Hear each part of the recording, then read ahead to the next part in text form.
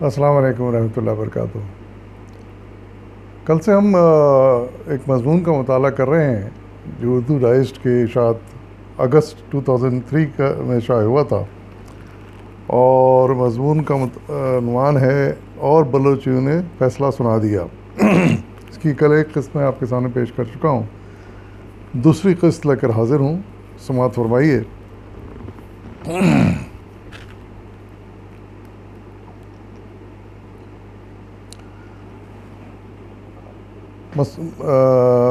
مصنف اس کے ہیں، جیسا کہ میں نے کل بھی عرض کیا تھا، کہ ڈاکٹر انعام الحق کوثر۔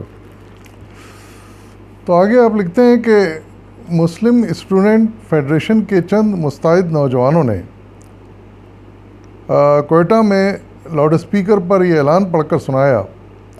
مسلم لیگ کے ایک مخلص کارکن سردار محمد عثمان خان جوگیزی اس قدر خوش تھے کہ خود جگہ جگہ یہ اعلان پڑھ کر سنایا، اب پاکستان زندہ باد، نواب محمد خان جوگیزی اور میر جعفر خان جمالی زندہ باد، سرداران بلوچستان زندہ باد کے نعرے بلند ہو رہے تھے۔ پھر بھی کچھ نہیں کہا جا سکتا تھا کہ حالات کیا رخ اختیار کریں گے، کیونکہ کانگریس نے اپنے خزانے کا منہ کھول دیا تھا اور ایک ایک سردار کی جانب رجوع کیا جا رہا تھا۔ ریفرینڈم میں صرف 3 دن باقی تھے کہ جناب نسیم حجازی اور جناب عبدالغفور درانی نے اپنے چند ساتھیوں کے ساتھ صلاح مشورہ کر کے نواب محمد خان جوگیزی کو جلوس کی صورت میں سارے شہر میں پھرانے کا منصوبہ بنایا۔ یہ فوری نوعیت اور ڈرامائی انداز کا فیصلہ تھا جس سے منتظمین کی حاضر دماغی ٹپکتی تھی۔ اس موقع پر بلوچستان مسلم اسٹوڈنٹس فیڈریشن اور مسلم نیشنل گارڈز نے بھی بڑی سرگرمی کا مظاہرہ کیا۔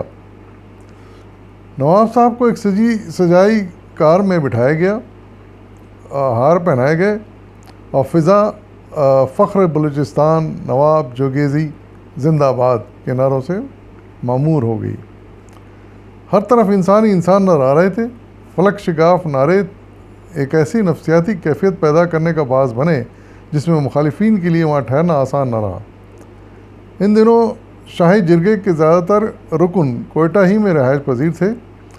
انہوں نے اپنی آنکھوں سے عوام کا بے پناہ ہجوم اور ان کے فلک شگاف نعروں کے روح پرور مناظر دیکھے، چنانچہ وہ متاثر ہوئے بغیر نہ رہے اور ان کے دل کی دھڑکنوں میں پاکستان اور صرف پاکستان سما گیا۔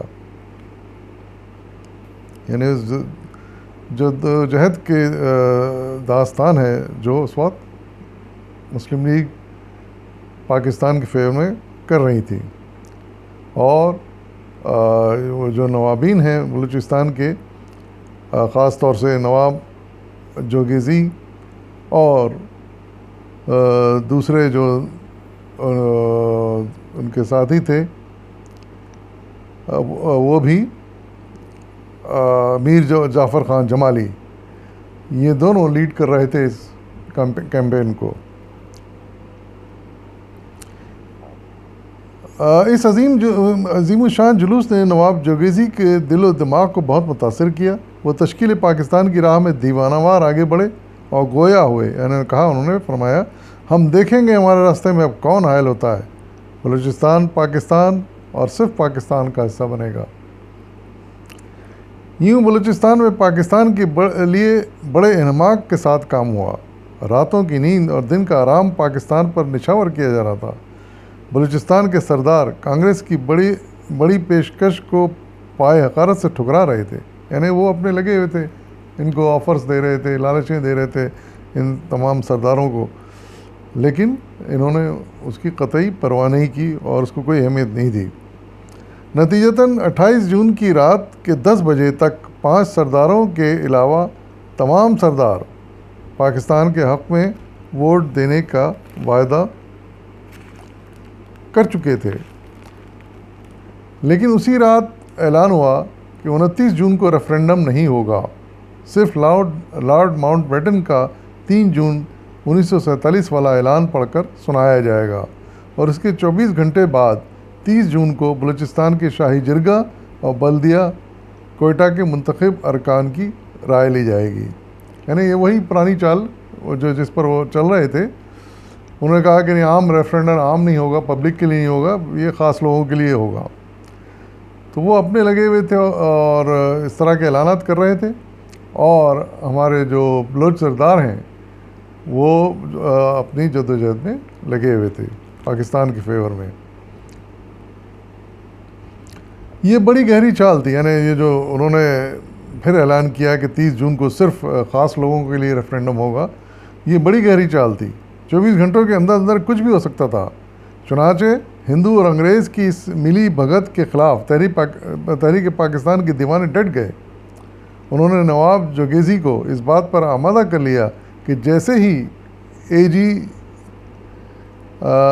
مسٹر جیفر پرائر اپنا بیان ختم کریں، وہ کھڑے ہو کر کہیں ہم سب فیصلہ کر چکے ہیں کہ ہم پاکستان کے حق میں ہیں، اور جو لوگ ہمارے مخالف ہیں وہ جدا ہو جائیں.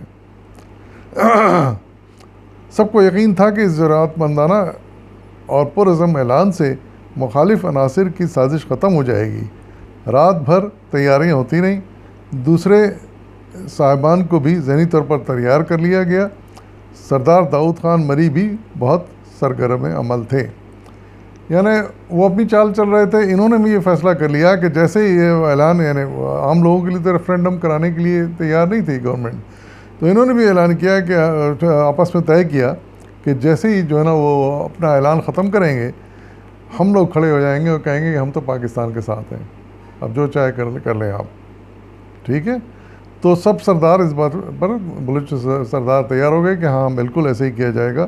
اور پھر اس کے بعد کوئی گنجائش نہیں رہے گی. جب سارے سردار مل کر یہ کہیں گے کہ ہم پاکستان کے ساتھ ہیں، ہم ہندوستان کے ساتھ نہیں جانا چاہتے، تو پھر بات ہی ختم ہو جائے گی، اور پھر انگریز حکومت مجبور ہو جائے گی کہ بلوچستان کو پاکستان میں شامل کرے. 29 جون 1947 کو ٹاؤن ہال کوئٹہ میں 10 بجے سب متعلقہ صاحبان کھڑے ہو گئے. یعنی اب وہی جو تاریخ جو دی گئی تھی انگریزوں کی حکومت کی، وہ اس دن وہ گیدر ہوئے ٹاؤن ہال میں کوئٹہ میں 29 جون کو. صحافیوں کو بھی اندر جانے کی اجازت تھی. کانگریس اجلاس کے بارے میں کچھ زیادہ پریشان نہیں تھی کیونکہ اس کے پیش نظر 30 جون کی تاریخ تھی. یعنی چال یہ چلی سرداروں نے کہ بجائے 30 جون کا ویٹ کرنے کے 29 کو ہی ہم جو ہے نا یہ اعلان کر دیں گے. پیش نظر 30 جون کی تاریخ تھی اور وہ اسی لحاظ سے اپنی چالیں چل رہی تھی. ٹاؤن ہال کے باہر بہت بڑا ہجوم تھا. ایک جانب بلوچستان مسلم اسٹوڈنٹس فیڈریشن کے کارکنوں کا کیمپ لگا ہوا تھا. ٹھیک 10 بجے مسٹر جیفر پرائر ہال میں داخل ہوئے. انہوں نے منصوبے کے مطابق لارڈ ماؤنٹ بیٹن کا اعلان پڑھنا شروع کیا اور مزید سوچ بچار کے لیے ایک دن دینے کا اعلان کیا. وہ بھی یہ اعلان ختم نہ کر پائے تھے کہ نواب جوگیزی بڑے اعتماد سے اٹھے اور مسٹر جیفر پرائر، ان کا پورا نام مسٹر جیفر پرائر سے مخاطب ہوئے. ہم یہ بیان پہلے بھی پڑھ چکے ہیں. اب ہمیں فیصلہ کرنے کے لیے مزید وقت نہیں چاہیے کیونکہ شاہی جرگے کے سردار پاکستان کی حمایت میں فیصلہ کر چکے ہیں. ہم اعلان کرتے ہیں کہ ہمارا نمائندہ پاکستان دستور ساز اسمبلی میں بیٹھے گا. وہ حضرات جو اس فیصلے کے خلاف ہیں ایک طرف ہو جائیں. یعنی انہوں نے کھڑے ہو کے فوراً ان کے اعلان کے بعد اپنا اعلان کر دیا. یعنی 30 تاریخ کا انتظار نہیں کیا تو دوسرے دن کا. سردار داؤد خان مری نے بھی پاکستان کے حق میں تقریر کی اور چند ہی منٹ میں تائید کا غلغلہ بلند ہونے لگا. صرف 4 سردار میدان میں کھڑے ہوئے. انہوں نے پوچھا کہ یہ بلوچستان اور قلات کا مسئلہ ہے.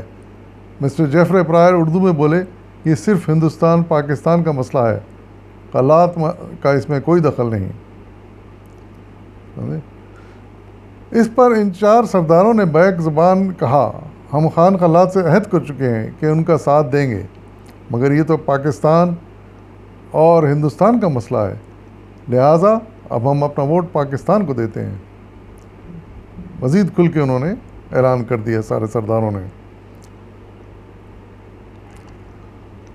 اس پر ان 4 سرداروں نے بیک زبان کا ہم القلات سے عہد کر چکے ہیں، ان کا ساتھ دیں گے، مگر یہ تو پاکستان اور ہندوستان کا مسئلہ ہے، لہٰذا ہم اپنا ووٹ پاکستان کو دیتے ہیں. مسٹر جیفر پرائر کے چہرے پر مایوسی چھا گئی، مگر اس نے اردو میں کہا ہم وائسرائے کو تاریخ بھیج دیں گے کہ کہ شاہی جرگے کا فیصلہ پاکستان کے حق میں ہے۔ پھر ان کو مجبوراً یہ مسٹر جیفرے کو اعلان کرنا پڑا کہ ہمارا فیصلہ پاکستان کے حق میں ہے۔ اب پورا حال تالیوں اور پاکستان زندہ باد کے نعروں سے گونج اٹھا۔ نسیم حجازی دیوانہ وار باہر آئے اور پورے زور سے پاکستان زندہ باد کا نعرہ لگایا۔ چنانچہ حال سے باہر کی فضا بھی پاکستان زندہ باد، قائد اعظم زندہ باد کے نعروں سے گونج اٹھی اور قبائلی ڈھول کی تھاپ پر محو رقص ہو گئے۔ ذوب کے سردار میر کی نے مسلم اسٹوڈنٹ فیڈریشن کے اراکین سے پشتو میں کہا، لو ہم نے پاکستان بنا دیا، اب تمہارا فرض ہے کہ رات دن اسے ترقی دو۔ عبدالصمد درانی اپنی کتاب آزادی کے عید میں لکھتے ہیں کہ حقیقت یہ ہے کہ بلوچستان میں پاکستان کے حق میں فضا سازگار بنانے میں کسی فرد یا جماعت نے اتنا عظیم کردار ادا نہیں کیا جس قدر طلبہ تنظیموں نے کیا۔ 29 جون 1947 کو سردار عبدالرب نشتر یعنی رکن مواصلات اور مرکزی حکومت جو زمانے میں تھے، اور مسٹر محمد ایوب کھوڑو جو وزیر حکومت سندھ تھے بھی کوئٹہ تشریف لائے۔ ان کی آمد سے پیشتر اہل بلوچستان اپنا تاریخی فیصلہ سنا چکے تھے۔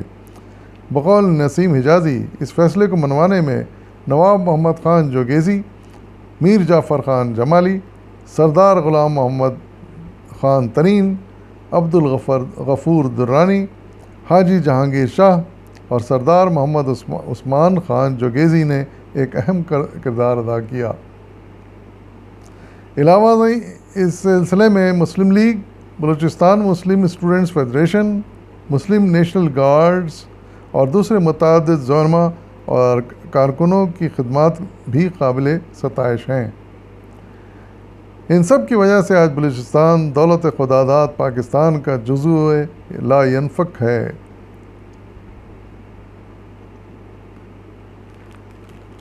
تو اس سے ہمیں معلوم ہوا اس تاریخ کے مطالعے سے کہ کس طرح متحد ہو کر بلوچستان کے عوام نے اور سرداروں نے متحد ہو کر پاکستان بنایا، اور کس قدر سمجھداری اور ہوشیاری سے انگریزوں کی چالوں کا مقابلہ کیا۔ آفرین ہے ان کے اوپر۔ یقیناً بلوچستان پر بھی اور پاکستان پر بھی ان کا یہ احسان ہمیشہ رہے گا، اور ہمیں بھی چاہیے بحیثیت قوم ہم ان احسانات کو یاد رکھیں، کیونکہ اس وقت اگر وہ اتنی ہمت سے کام نہ لیتے، اس وقت یہ ان کے انگریزوں کی چالوں کا جواب نہ تیار کرتے اور دیتے، تو آج شاید بلوچستان پاکستان میں شامل نہ ہوتا۔ لیکن اللہ کا فضل و کرم ہے اور قائد اعظم کی محنت ہے، پھر تمام بلوچ سرداروں و عوام کی محنت ہے کہ جن کی کوششوں سے آج بلوچستان ہمارا حصہ ہے، پاکستان کا جزو لا ینفک ہے، an absolute portion of Pakistan, absolute part of Pakistan۔ اجازت دیجیے، پھر کسی اور ٹاپک پر انشاءاللہ مضمون لے کر حاضر ہوں گا۔ فی امان اللہ۔